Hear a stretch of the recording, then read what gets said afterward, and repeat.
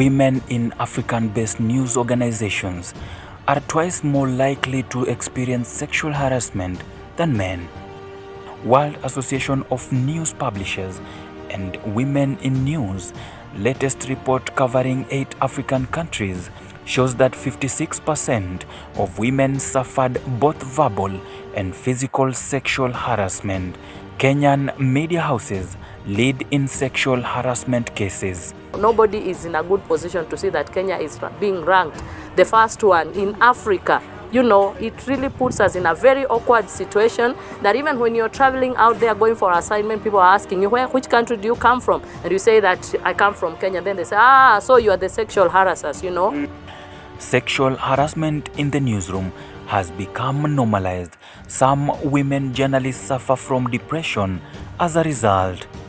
Steve Kagina is a journalist from Switch TV and confirms that cases are rampant. Most of the time they go and they go unrealized, or rather unaccounted for, because they're counted as normal things, day-to-day compliments. This is how people behave in the streets. This is how people behave in other careers.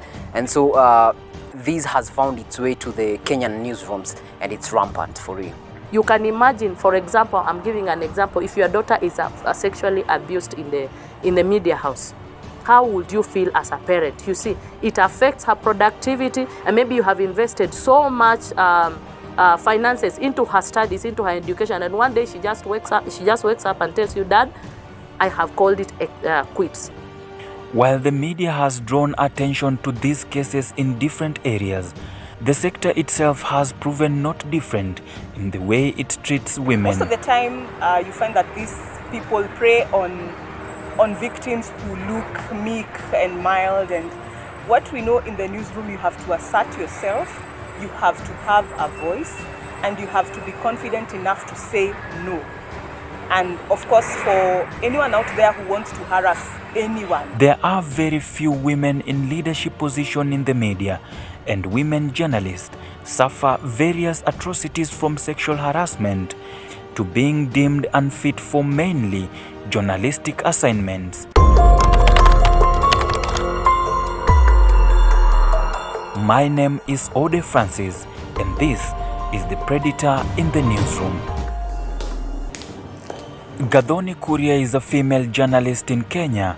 She began her career back in 2015, where she just entered as an intern in one of the biggest media stations in Kenya. Gathoni, being one of the best in her media house, all went well at her earlier stages of her career. And it started all well. I would have my pieces printed. I would have my pieces on press almost on a daily basis, which is quite unique for someone who just joined. But it was, I can say it was because I was a good writer. Little did she know that she was on a radar for exploitation. And so it began by him making calls even after office. And this person would call me even at around 10 and ask me of a story I had maybe written during the day. And that, to me at first, I thought, okay, I guess he's very passionate with his work, and this is why maybe he wants to follow up. But these calls now became more. And when I would not receive calls, I would get a scold the next morning. Gathoni wasn't aware that she was a target in the newsroom. You know, when you don't have the intention of having a sexual relationship with someone, you will never, it never crosses your mind at first. And so I just listened, and before I knew it, he was telling me stories about his wife and everything. And this is when I knew now, this guy is up to something. This guy wants a relationship with me. Because when your boss badmouth the wife, that is really hard for you as an employee. Because now you wonder, does this person want me to advise him, or what is? But that was just his way of letting me know that, you know what, I am tired with my wife and I think you can be a replacement. And of course, I'm very principled. I am very principled. And that did not go down well with me. This is when her struggles began under her bosses at the print department. I will do up to say, even 5 stories in a day, some news and some features, and get no publish. And you see, for any journalist who works in print, the first thing you do in the morning when you get your paper is check whether your story has been published. That is your motivation for the day. A week will pass, nothing. And 2 weeks, now it got to 2 weeks, nothing. A whole month. I remember one time I was even called now by the main boss, the editorial manager. And he asked me what's happening to me. I was publishing before and now I'm not. And of course you can't start saying, I think that guy is not taking me to press because I have not accepted his advances. Gathoni would seek help from higher authority, only to find herself in a more stressful situation. And this other guy also, now this one was intense, this one was outright. He'd call me during the weekends and tell me, let's go and check out Shambas in Narok. He'd call me for evening drinks, like I've just gotten home maybe at 10. And this guy is calling, he's like, I am around where you live. And so can we just go out for a drink? Now it was intense because now this one was literally coming to my neighborhood and asking me out. So you can imagine, your boss at the desk wants you. And this other one who was purporting to help you is also asking you out.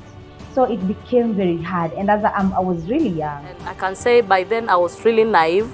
I was too scared to speak about these issues, but today I can speak about it with confidence. I faced quite a challenge because for me, where I was working in the newsroom, I was the only lady. You can imagine, a whole newsroom, I was the only lady. So you can imagine the challenges that I had, sexual harassment being one of them. As if this was not enough, Gathoni would then be taken to a more worse state of her career. And left, right, and center, no one is going to print your story if you do not accept. So with this other guy, when I did not accept these advances of going out and going to check out Shambas and this weekend hangouts, it got crazy because now they would meet the both of them and talk about how lazy I am. Of course, this one did not know that this one wants me. So this one would back his sentiment of maybe I'm lazy, maybe I've run out of stories, I've ran out of, I don't know. So it really became hard for me. And so now also my colleagues started turning against me. She decided to move to the electronic department where she always wanted to be.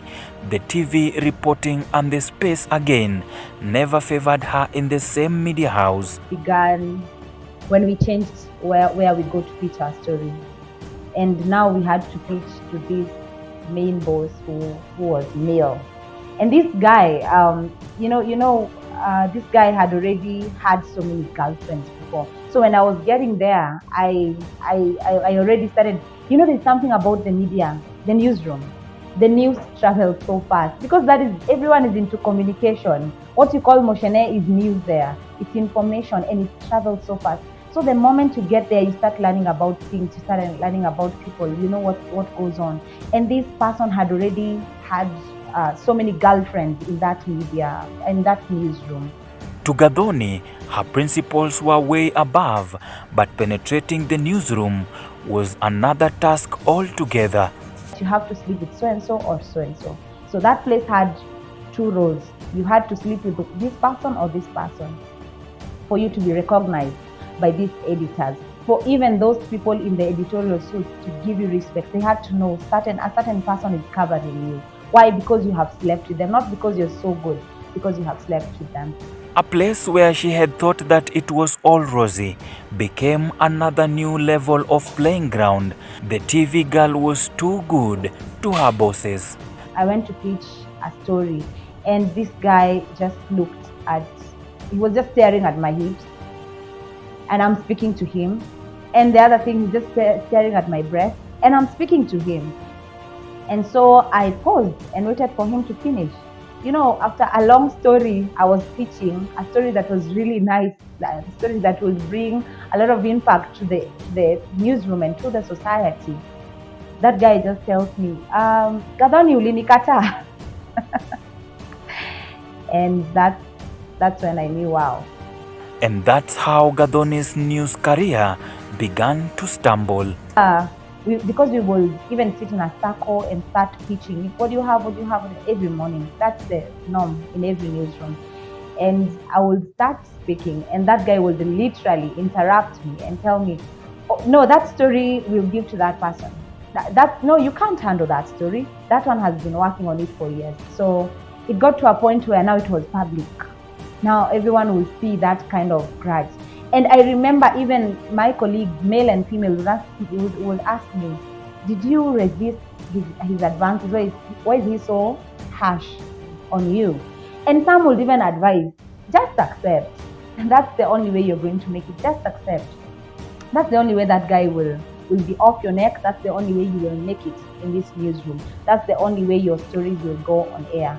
Her contract would then be stopped for months. She opted to depend on her colleagues to support her while in the newsroom, working as a reporter. You become an assistant to your colleagues. You start going to the field, and when you go to the field, I remember even when I'd go to the field and fend for stories and come back, you'll be told, give that footage to so and so. Yet tumeenda story kama ya Kibera. Tear gas. A very chaotic story. Uko umekula tear gas. Umepiga bonge la PTC, you know? And you come back, you've even fallen running because sometimes it's even the GSU are just chaotic. And you'd come back sweating and you're dirty and everything, only to be told, give that footage to a certain person. You'd wake up in the morning with a very good idea and only to be told, you know what, that story cannot. Actually, you'd be made to do that story and do the script, and the script will be passed, and he would also pass the script. But guess what? When it's on air, when it's time, let's say prime time news, they will just pull out that story. The last minute. You have been waiting until 10 in the PM for that story to run, and then it's pulled out. Tell me how you go home and wake up the next day motivated for this kind of job. Sexual harassment not only happen to women, but men also undergo the same problem. Katika vyombo hivi vyetu vya habari kuna ile hali ya upendeleo ukilinganishwa katika swala la jinsia. Unakuta kwamba wale wakubwa wetu ambao wanatusimamia, kwa mfano tuseme kama wahariri, utakuta kwamba anapendelea labda mtoto wa kike ikilinganishwa na mtoto wa kiume. Kuna kazi zingine zinapotokea, unakuta kwamba mhariri anapokupa jukumu la kwenda kufuatilia hiyo story, unakuta mara nyingi mtoto wa kike atapewa hiyo nafasi, haswa kama ni kazi ambazo zinahusu hela. Na mara nyingi utakuta mtoto wa kiume atakuwa labda yatumwa kazi ambazo hazina pesa, anapelekwa labda ni zile tunazita hard news. Stamping out the vice is further complicated by the fact that 2 out of 5 times the perpetrator is a person in authority. Sexual harassment is simply about power in an unequal environment. And by unequal, I mean a situation where the perpetrator of sexual harassment is at a higher level or status than the victim. Because even people around you, the journalists around you, they start looking at you with a side eye and wondering, why are you even in the newsroom? The latest Women in News survey on sexual harassment in Africa media organization highlights that 1 in every 2 women working in the media sector experience some form of sexual harassment. The research revealed that 43% of gender non-conforming individuals and 19.5% of men had faced unwanted sexual attention.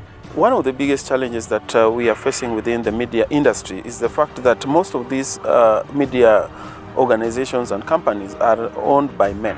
And when they are owned by men, some of them do not even have policies in place, policies such as gender policy, gender mainstreaming policy, or safeguarding policy. And in the absence of these policies, then there's no framework for addressing issues of sexual harassment or gender-based violence. And then that then means that it provides a fertile ground for this kind of abuses to happen.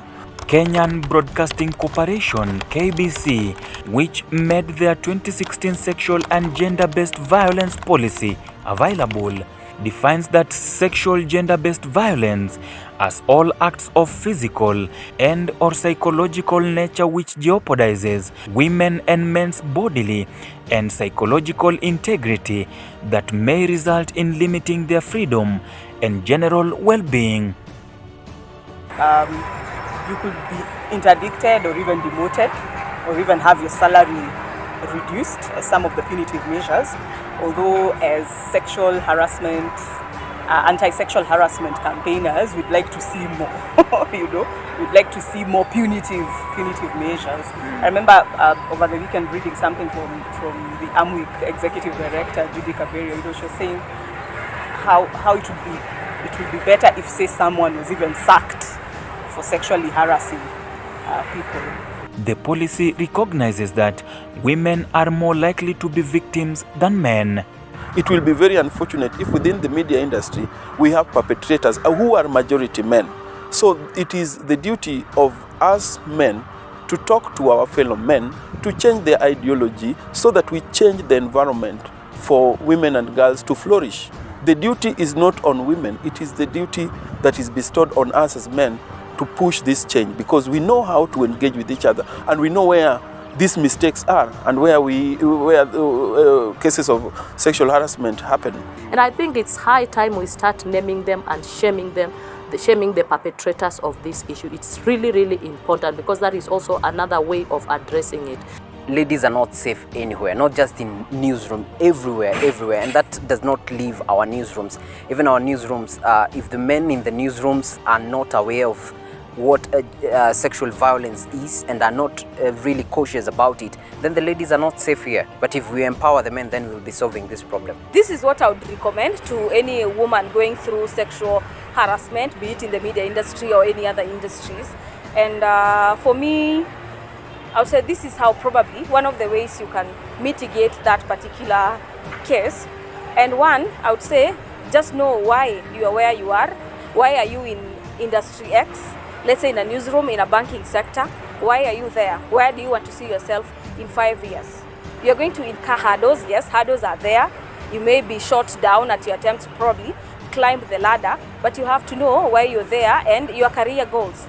And nobody should deter you from wanting to become person X.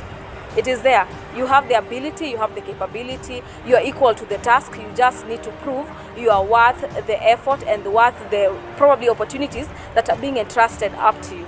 Nafikiri imefika wakati ambapo swala hili liweze kuzungumziwa, na ni kupitia trainings ya mashirika mbalimbali kama vile AMWIC yakiweza kujitokeza, yaweze kuengage na hawa media owners, waweze tu kuzungumza nao na kuwaelezea umuhimu wa kuwa na kama policies ama sheria za kuweza kuzuia ama kukabiliana na masuala haya ya dhulma.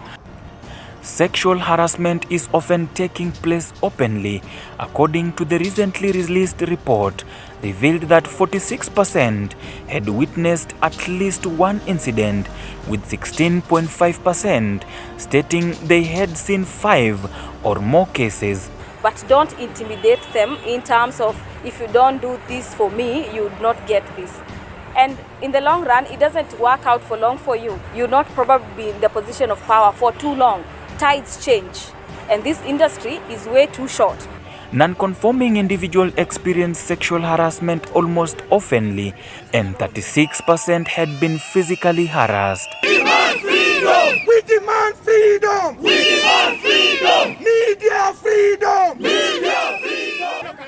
Straight News sought to interview victims of sexual harassment, still working for the mainstream media houses. After planning and setting time with these ladies, we got declined for fears that they would lose their jobs or never get employment in Kenya's major media houses. For Straight News TV, I'm Ode Francis.